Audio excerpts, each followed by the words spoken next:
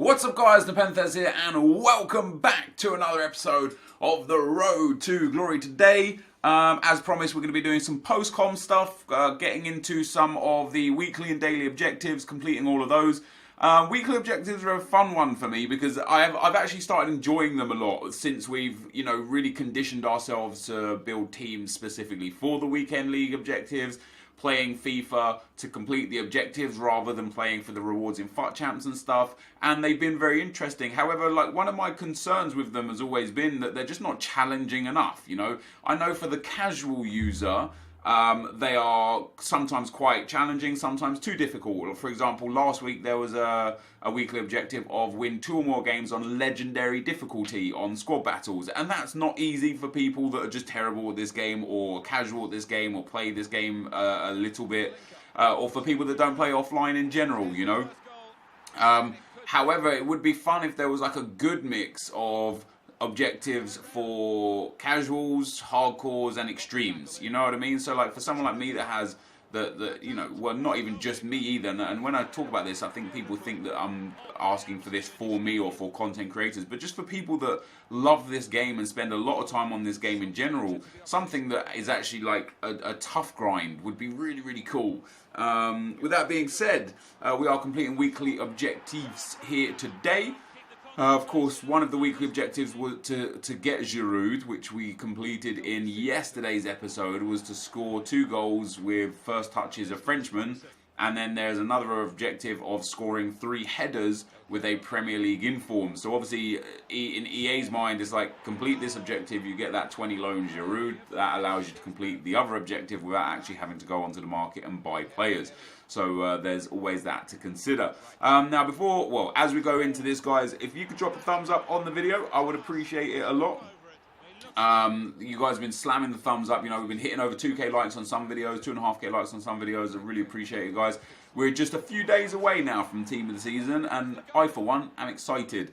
There was a few comments, mostly discussion about my opinion on my opponent from the episode 2 episodes ago, actually.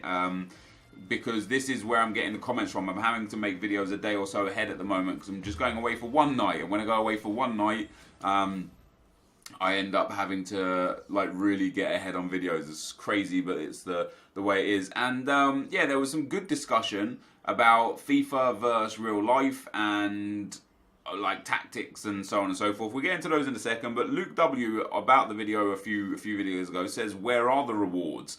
And there was a response said he clearly meant squad battles rewards, but he had a brain fart. You can't blame him for making a mistake. He'll change it when he realizes. There was no squad battles rewards in that video. They were the FUT champs rewards from about 40 seconds in. The 2 premium goal, the 2 jumbo premium goal packs, and the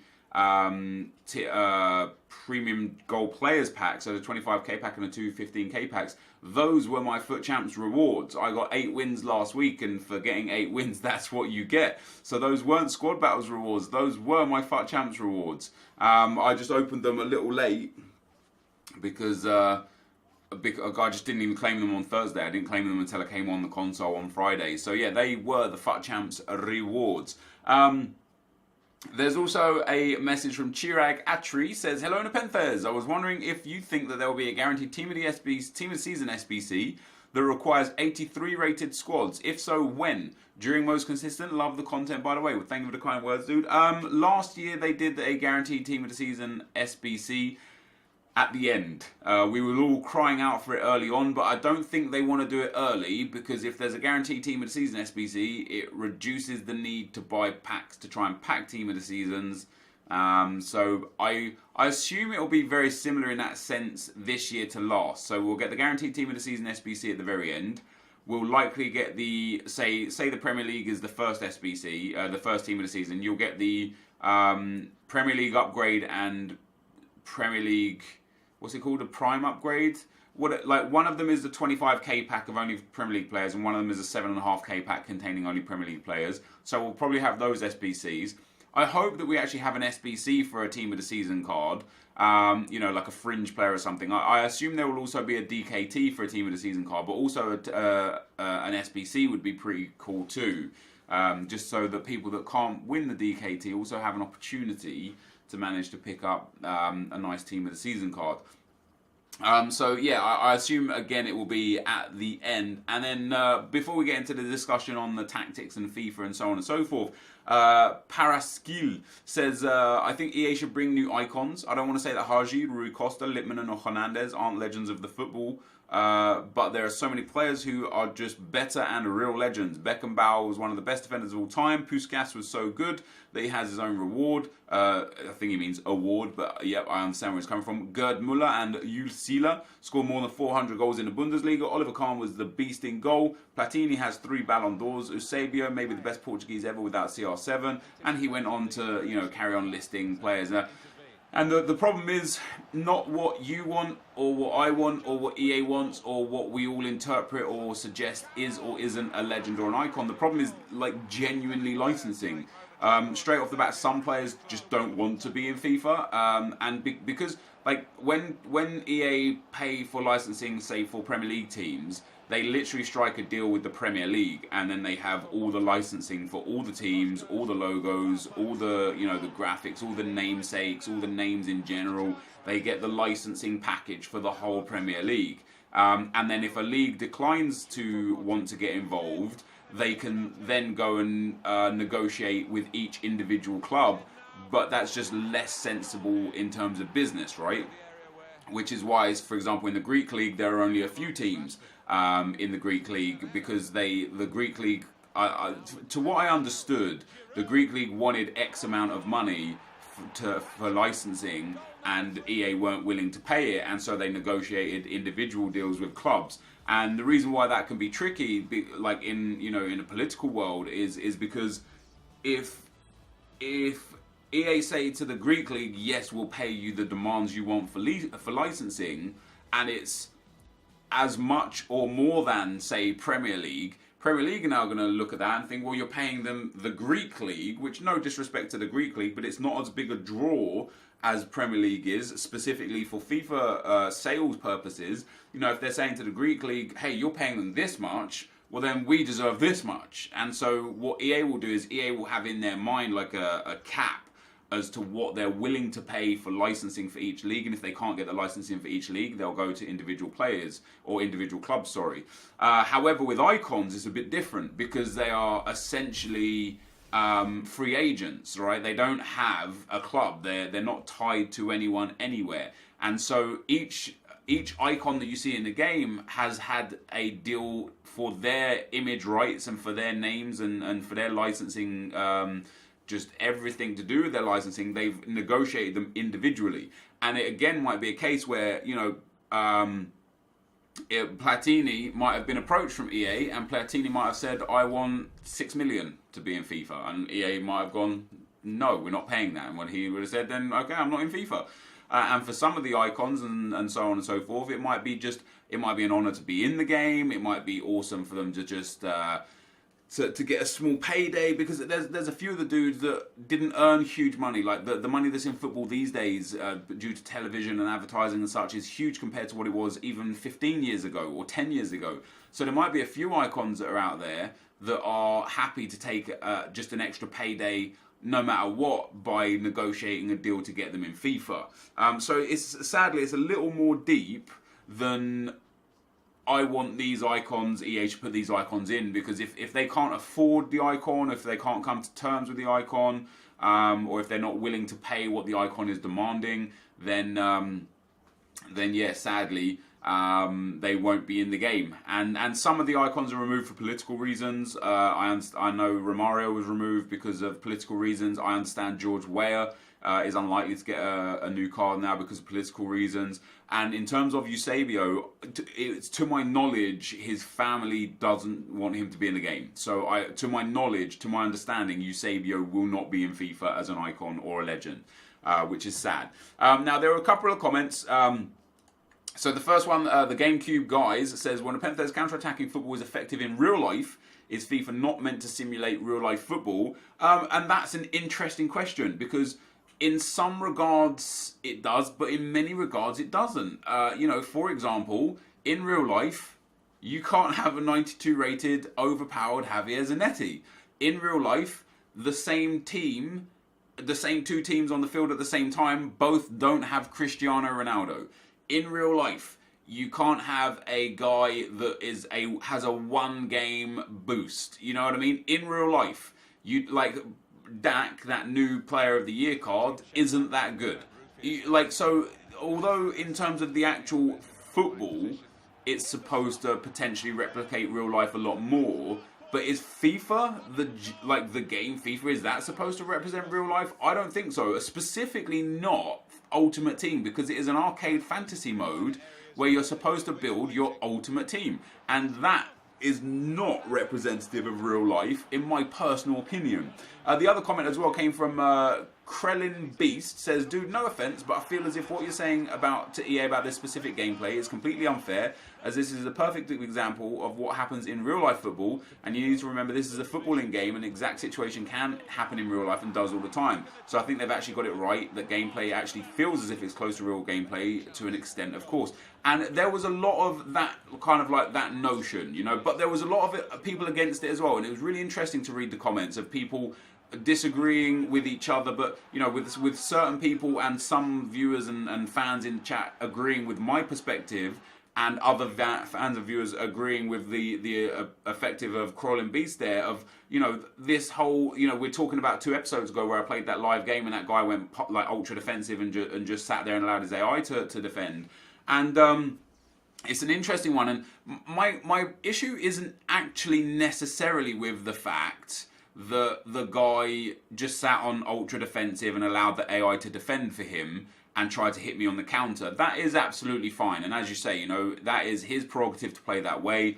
It's everyone's prerogative to abuse the game mechanics to the best of their ability. What my true frustration is the fact, and I've spoken about this not just multiple times, but for many years, for around the last 3 or 4 years, I've really been, you know, speaking out about this. My problem isn't the fact that people play like this. My problem is that it's there's no counter to it offensively. You know, you don't have the tools. When somebody just holds up like that and plays super defensive with the super defensive formation and tries to play counter-attack, as the other player, you're forced into one of basically 2 things. Number one, you can just also play defensively and play one of the most boring games of FIFA that you're ever going to play, which is, you know, that's whatever. Or number 2, you're forced to play offensively and just hope that you don't get hit on the counter-attack before you score a goal. And what I would like to be able to play, like people were saying, like teams play like that in real life. But when a team plays like that in real life, they usually play like that in real life because they're the inferior squad. And what the other team will do is they will just press them really hard. They will put double press on, they will push high up the field, they will cut the passing lanes, and the only thing they'll allow you to do, essentially, is punt the ball up to your striker. The way FIFA works, you can't attack like that. When you're in possession, you can't bring your team around like that, you can't press them like that. And if you go all-out attack to get that sort of feeling, it just leaves you more exposed defensively in FIFA than it does in real life. Because in real life, the defenders are aware, okay, if they take possession here, we're going to have to cut back into the spaces because we're on all-out attack and we're leaving a lot of spaces behind. But in FIFA, the mentality when the possession is turned over is we're on all-out attack, so we're just going to stay here. And it doesn't represent and doesn't replicate real life in that manner. And I think... I just think it needs balancing, is what I'd be getting at. I just think it needs balancing, you know, like many things in this game. Some things are overpowered, some things are underpowered, and I think that just needs to be more balanced so that it really does allow the guy who's attacking to not just be punished for trying to play attacking football versus a guy who's playing just super defensive football. That's basically like my opinion on that. That's the end of the postcom though, guys. We're going to go live into the account real quick. We've got Bakari Sanya. I will be right back. So guys, welcome back to the account. I bought and sold some one player, Andy Carroll. Have I still got him? I've still got him. I'm trying to get rid of him for 30,000 coins. I bought him to help with the header objective, and now I guess I bought him for 31,000, and I guess he's just a little bit cheaper now as everyone's trying to dump their investments after completing those challenges. But what we're going to do here today is we are going to complete the FUT swap KOKE, and that is me going against one thing that I suggested for you guys, and that is to save Diarra. And the reason why I'm actually using Diarra now is because the Player of the Year award for the League One will be announced, and thus the SBC will be announced after FUT swap is finished. Now, of course, I could wait for the last FUT swap player and just save Diarra completely and hope that we could use him as a replacement for Mbappe, because he is not a gold card, he's not a common card, and he's not a rare card. So if the option is to put in one French PSG player, it'll be there. But EA, like a lot of people said, like, you know, EA will probably go, like, maybe put a ratings threshold on it, or potentially it'll be a right wing card, or even potentially it might be a scenario where it's like it has to be an Mbappe, you know. So for Salah Player of the Month, one of the objectives is a Salah card, not a PSG French card. So, you know, EA are probably a little bit too wise to it to allow us to be able to use Lassana Diarra.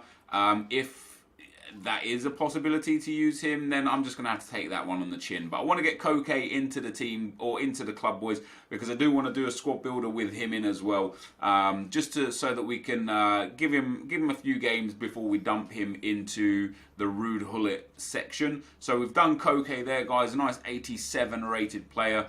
He's got good in games as well. High, 4-star, weak foot, really nice shot power, long shots and positioning, really good passing as well. Crossing a little low, but he's a centre midfielder, not a problem. His ball control and reactions are good. His stamina is good. It's actually a solid card, you know, a really strong card. So we're going to send him in, and I just want to, I know we've like seen this a fair few times, but I just want to show you guys now that with regards to Ruud Gullit, the 89 rated squad, obviously the most expensive one, we are now just an 88 rated player away from completing this. So I could actually turn this specific team in right now and pick him up, but I'm going to be keeping Bastian Schweinsteiger, and I tell you, man, after just a few games with Zanetti, I might keep him too, because he's very good. I'm sure that opinion will change when Team of the Season is released, and there's going to be like 10 or 12 absolutely insane fullbacks that we can play, but we're basically there. So just to give a little recap of the club right now, guys, where we're at now. This weekend league, I haven't really done very much. We've got some new daily objectives, which we'll do for tomorrow's video. Use finesse shot twice, buy a player, keeping fit, Russian league, goal scorer, and becoming season. But I've done all the weekly objectives now. And these daily objectives that you're seeing are Sunday's daily objectives, and you're watching this video on Tuesday, so I'm probably a little behind in that sense. In terms of squad battles, we're going to be finishing Silver 1, maybe Gold 3. I might play a few more games. How many points am I away from Gold 3? Well, I'm pretty close, actually. I could get that in one win.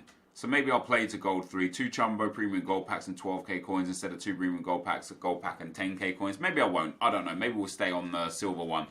In terms of FUT Champs this weekend, not even really touched it, dudes. I've played 3 games. I've won 3 games. And that's where we're at. But something that was interesting that was pointed out to me, let's have a look if it was real. For somebody said to me that the Elite rewards next week don't have like the rewards as Team of the Week packs, but they actually do. So yeah, I don't know what they were talking about, but yeah, maybe EA changed that or whatever. But let's have a look at the daily knockouts for next week. So nothing there, and then next week a gold pack for that one, and just nothing there. So nothing coming really by way of DKT or weekend league for Team of the Season so far by looks of things. You know, of course, Team of the Season, by the time you're watching this, is now just a few days away. So this will be Tuesday's video. We'll then get Wednesday, Thursday, and Friday to come, which will be probably just some daily objectives throughout the week. Or I might just even do a couple of Ruin a Random style videos throughout the week, where we just play 1 game per video in Division 1 or something, and go from there. And the reason why I might do that is just because I'm like just waiting for Team of the Season now. You know, it's so close. There's just not a lot to do in the meantime. So yeah, we're waiting for Team of the Season now. Icardi scored today, so if his price has spiked, it'll be a good time to get rid of him. It hasn't. Wow. So he scored in a current 2-0 victory. Of course, there's still plenty of time to go. So yeah, Inter 2-0 up in the 89th minute, and Icardi got a goal. Maybe that's not good enough for him to get an inform. Maybe it is. We'll have to wait and see. But yeah, so we've got that KOKE now, guys. I will be doing a video on him. Let's go to Spain. I will not a video. I will be building a squad around him. We've got that Thiago card as well. We've got a lot of Spanish players. Maybe I'll do a different Spanish squad builder. But yeah, so we've got the KOKE into the club, boys. That is going to be the end of the video for today. If you did enjoy it, be sure to leave a like, rating, comment, and subscribe to my channel if you haven't already. But for now, guys, I'm out. Peace.